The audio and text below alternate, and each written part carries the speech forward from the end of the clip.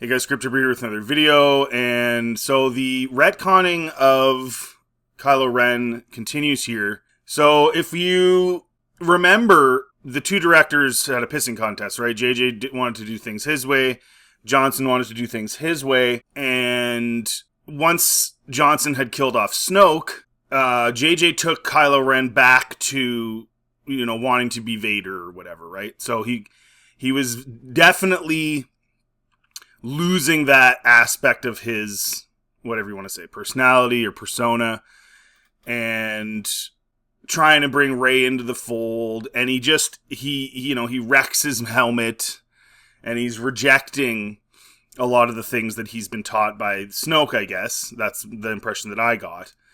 And then in The Rise of Skywalker, what happens right off the bat, he's, reforging the mask and and acting all Supreme Leader-like and flinging around officers in the Force, and he's back to being Vader, which didn't make any sense, but JJ said, well, you screwed over the character. He was supposed to get worse. And actually, if you look at Trevorrow's original script and all of the concept art, he was the Supreme Leader in 9. There was no Palpatine or anybody else. But I don't think Johnson made him believable as the main villain. He was way too pouty, way too simpy for Rey. It just didn't work. So then JJ made him go more into the dark side and more like Vader, but then brought back Palpatine to, I don't know, I guess, have a villain that felt like a real villain, and then, give Ben his redemption arc, and go against that villain, I guess. But this is where it gets really dumb, is this comic book is basically just like Kylo Ren going around with this guy that was connected to Palpatine and who's being preserved in this weird machine that for some reason is enormous. I don't understand why it's so big. And then his head is like in this, it's really weird.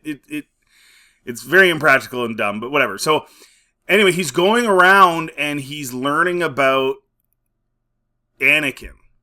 So this is in between The Last Jedi and The Rise of Skywalker. So the implication is this is supposed to be what triggers him to go back into being the Vader acolyte and reforging the helmet and all that. That's what this is, I guess, supposed to convey, is why he went back to doing that, because the sequels are so discombobulated and dumb.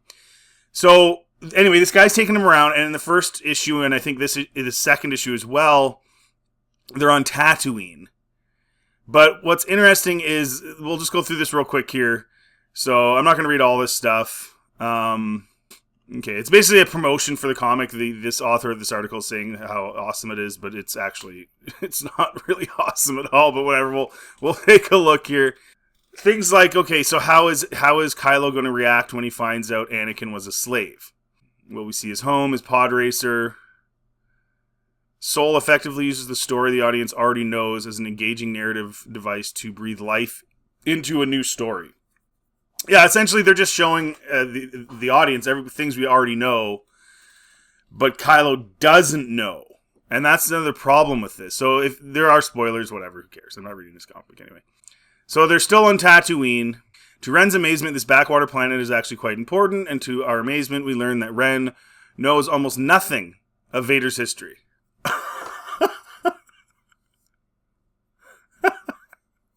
Yeah, that makes perfect sense. That said, given the Luke and Leia we meet in the sequel trilogy, I'm not completely surprised Ren knew nothing of this. Given the Luke and Leia we meet. In other words, they're not the same. They're weird. They're nothing like themselves. So I'm not completely surprised Ren knew nothing of this. Yeah, because it has to be nonsensical. So for this comic book to come out and for Kylo to go back into the Vader fanaticism in The Rise of Skywalker, we have to make Luke and Leia dumb.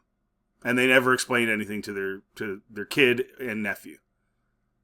This is just the dumbest thing ever. Like, everything is about making the OT characters look stupid in order to tell an even dumber story that makes no sense about the new characters. That's essentially what Disney's done with Star Wars. It's just...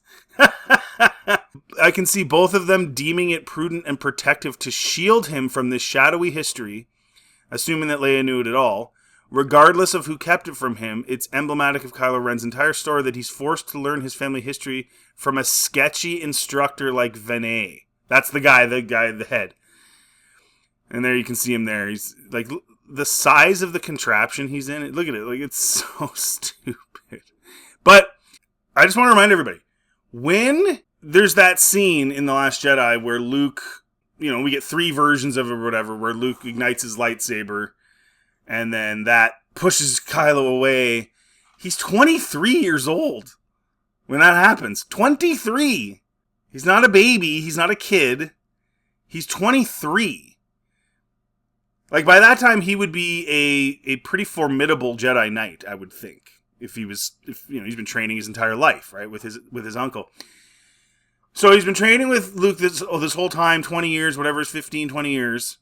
And Luke never told him anything about Vader. So that we could have this stupid story.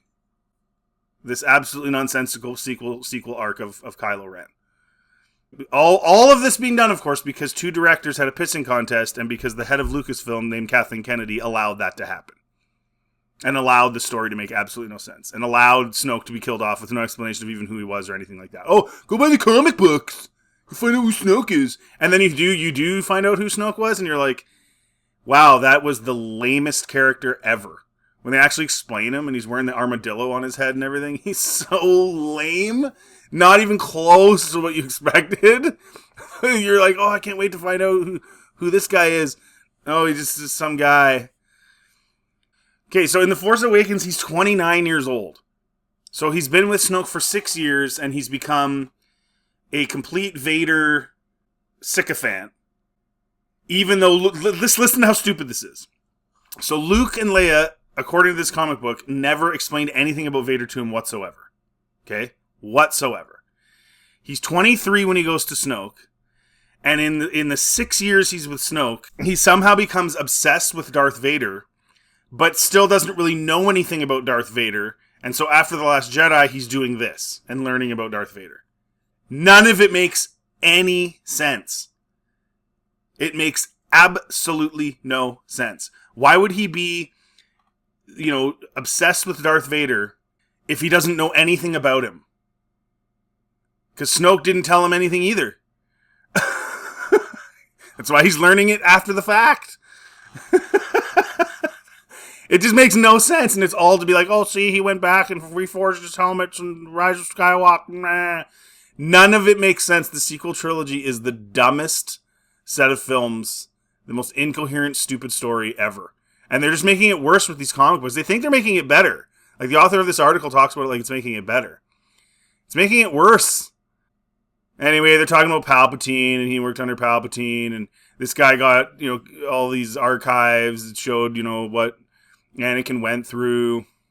So, throughout the issue, Charles Soule, expertly builds the narrative with Ross and Woodard, competently keeping pace. Coloring, who cares? One of the most striking panels where this is on display is Ren's flashback to his childhood when Vinay suggests, facetiously, I can't tell, that's because it was written so awesome, that he too may have had a tough upbringing. We're treated to a mishmash of memory showcasing nothing but Love Ben playing with his parents, being mentored by Luke and Lando, goofing around with Chewie, C-3PO and R2. Ren's forced agreement serves to reground the narrative in the futility of his endeavor. Between Kylo Ren and Ben Solo, Ren has always been the more disingenuous, of the two. But if he's looking for more hardship, we needn't wait long. So there you go. So there he is. He's a little kid. And again, I could understand if they didn't tell him anything about Vader when he's a little kid. Like when he looks like he's 8 or something. And then in the one panel, he looks even younger there at the top left-hand corner. He was 23! He was 23 years old. Luke didn't tell him anything? So Luke's an idiot. He didn't even tell him that he saved him? How great he turned out to be? Like, you're literally teaching your nephew who's meant to be a Jedi, right? You're teaching him. He's now a grown man. He can go get liquor and everything. He can vote. He has his own cell phone. And he doesn't have any parental locks on it, right? He's a grown man. And you don't tell him the story of his grandfather as a warning, but then also that he was eventually redeemed. Like, hey man, I wouldn't even be here if it wasn't for your grandfather and him turning back to the light. The light is what saved me and saved our family. No! Just not going to tell him. Just so the story can, quote, make sense. So stupid. Vinny continues to manipulate Ren with his history lesson, eventually sending him straight to Gardula the Hutt, where he makes quick work of not one, but 2 Rancors. Oh, 2 Rancors. He's got to be better than Luke. Unfortunately for him, however, it won't all be that easy. When he attacks the rest of Gardula's guards, a little somebody uses the Force to steal his lightsaber, creating an opening for Gardula's guards to capture Ren, who is this small Force-sensitive fellow. What is Vinay up to? We don't know. This is why we love comics. Why are they always adding more Hutts? Like, how many Hutts do we need? They did this in the Clone Wars too. There's too many Hutts. I like that Jabba was like this rare guy, and then in the prequels you just see him with whatever his brother or whatever, whoever that other one was. I don't remember, but that's all you need. I don't need 50 million Hutts. There's Hutts everywhere now. Book of Boba Fett. What? The Force is weak with you. Weak, how dare you, you little... That's it? That's the issue? All in all, this was an incredibly strong issue with Soul picking up speed and stopping for nothing and no one. Why did he even go to Gardula the Hutt?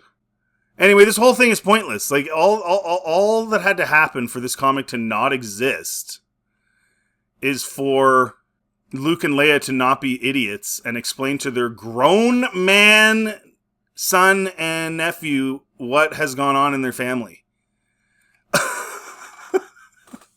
That's all you had to do. That's all you had to do.